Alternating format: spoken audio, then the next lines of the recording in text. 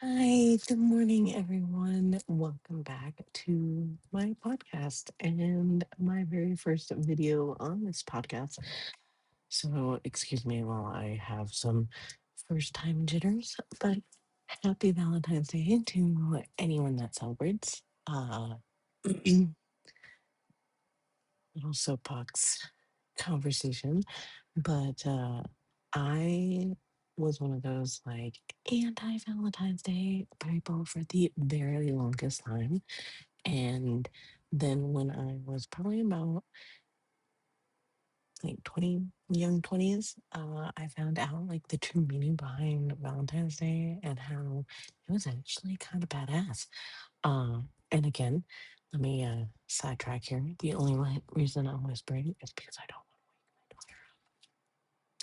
Any mom knows when your toddler is asleep, that is the only time you get time to yourself really to get shit done.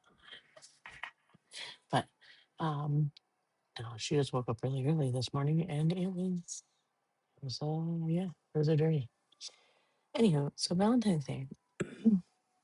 um, if you are a particular person of the, you know, Catholic faith, I know that they did canonize him and he is Saint Valentine.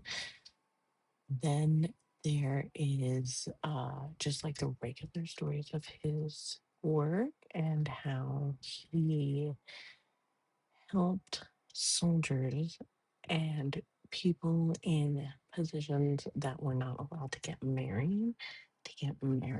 So like he would like sneak around and like do elopements and then he was arrested and wrote letters to his, I don't know if they were married yet or if they were, but I'll say significant other, lover, whatever.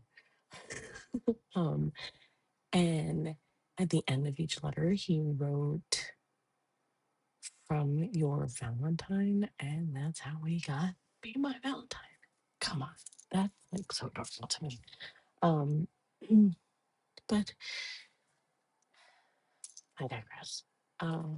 I do like the traditional, like historic reasons behind it, but the like commercialism and consumerism, like nature that it has become,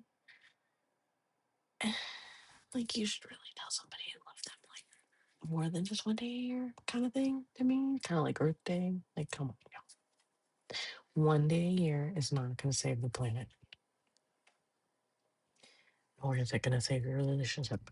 Uh, but anyhow, that's not even why I wanted to like come on here and talk, but I just wanted to like say something about Valentine's Day because oh, hey, I got the Valentine's Day like atmospheric music. Um, Currently, it is playing a Hobbit themed Valentine's Day, and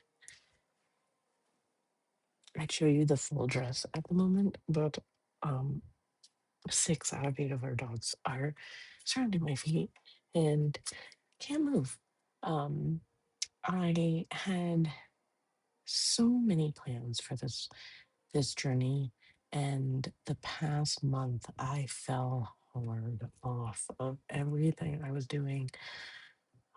I tried to be a part of what was going on and what was happening, like in our country, in our world, and still trying to like keep my head about it. And then,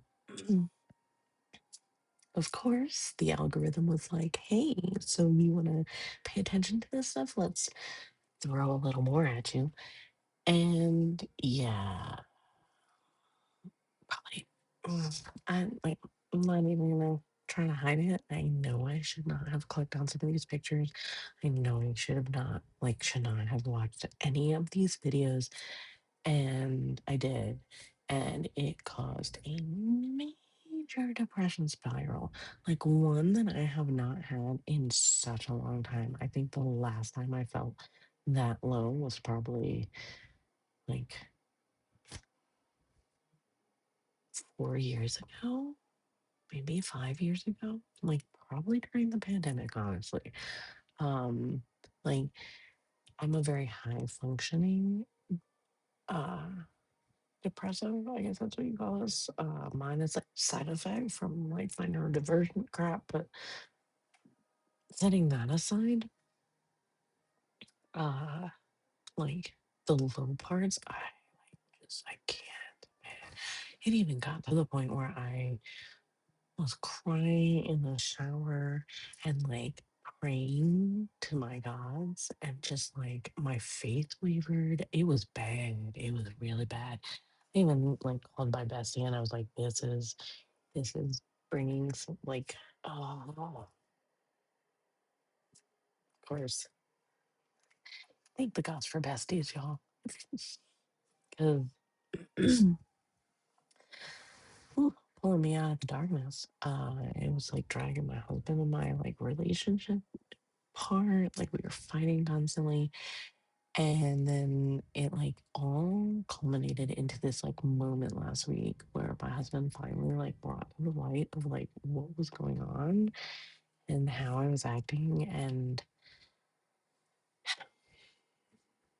so anybody that or doesn't does know astrology or has a Virgo sun placement in their life, uh friend, relationship, boss, whatever, knows that, man, when someone has a Virgo sun or like Virgo rising, that like Virgo placement, they hit hard like with the truth. And it's so harsh sometimes. It's so harsh. Like during the conversation, I'm like, I just kept getting beat down and beat down and beat down and beat down. And then literally like 2 days later, I was like, I don't admit that he was right about a lot of things, but he was.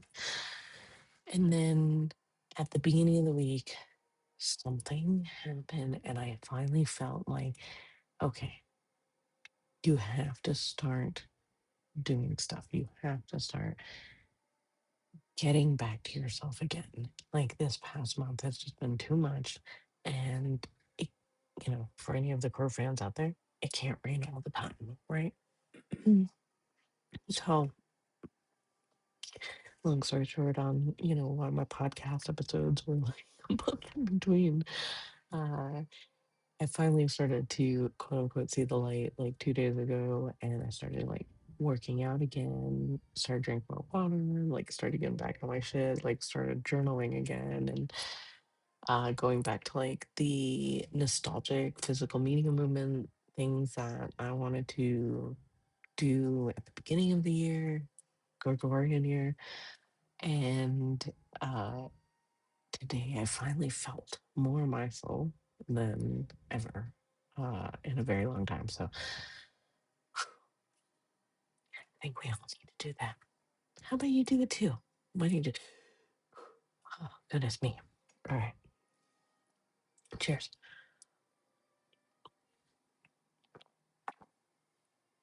So, another thing that I wanted to talk about today is the Lunar New Year, which for me personally, I identify with that a lot more than I do the Gregorian calendar because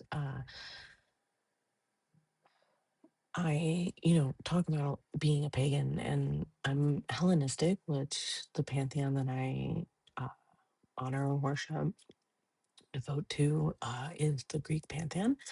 And uh, I'm not the best at it. I am fairly new at honing in on a lot of the like ties. I think it's something that I'm very connected to. I've been connected to since I was a child.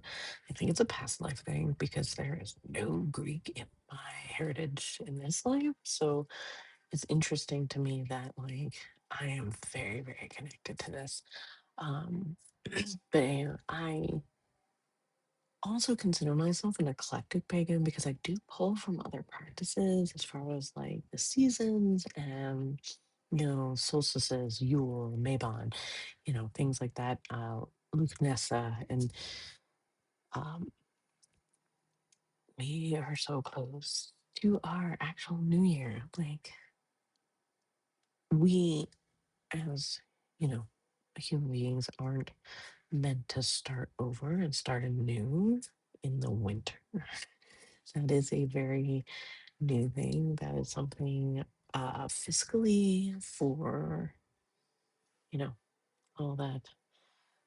Those people, yeah, those people, you know, those people. This is not just a tinfoil hat style podcast, I guess. Just kind of like all of me, anything I'm thinking of kind of thing. But I will say those people. Uh, but anyhow, I am babbling because I have not finished my coffee. And there's no pause button. This is a very honest thing on this platform. I really enjoy it because it forces you to just do the damn thing.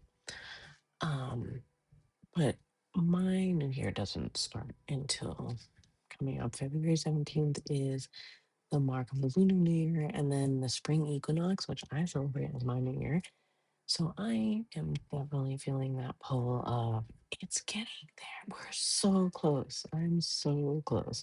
Like I honestly feel like I have been pulled back. This arrow, like this arrow on this bow, has been pulled back and pulled back and pulled back, and I am so ready for it to just go. Like I am so ready, as I'm sure everybody else is. Like, uh, we're all just struggling in something in some aspect of our life from this past year of the snake. Like so many of us are so ready to like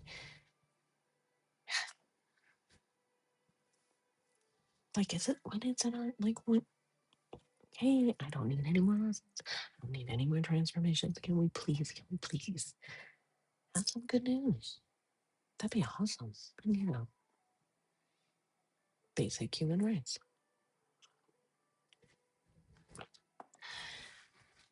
If you have been following on my Instagram page, I bless you, thank you. Currently, I am just posting pictures that I am like making on Canva as fun, only because one, I have a car at the moment, so I can't like go out and like do the things that I had planned to do this year for my social media. So that's kind of like on pause until we get things rolling. Um, and two, because I've honestly like been focusing on other shit. Like I love the idea of Instagram. I was a beta tester, like I'm an OG user from the very beginning days when we used to take pictures of our fucking franchise. Like I love Instagram.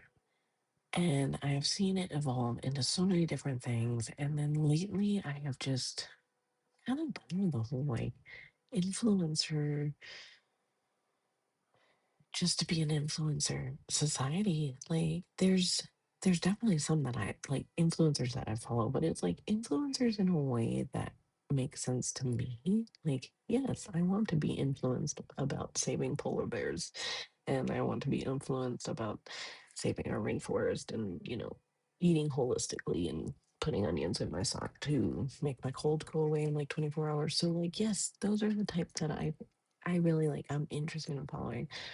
But I think what part of the thing with my depression and like something that my husband mentioned on like this past like month or so, I when I'm in a depressive state, I just constantly look for comparisons. I constantly compare myself in my life to other people. And he says like these AI bots and the algorithm just know that. Like they know they hear you talking to your friends, they hear you talking to me, and they hear you talking to the baby, and like they can tell and just keep catering to that.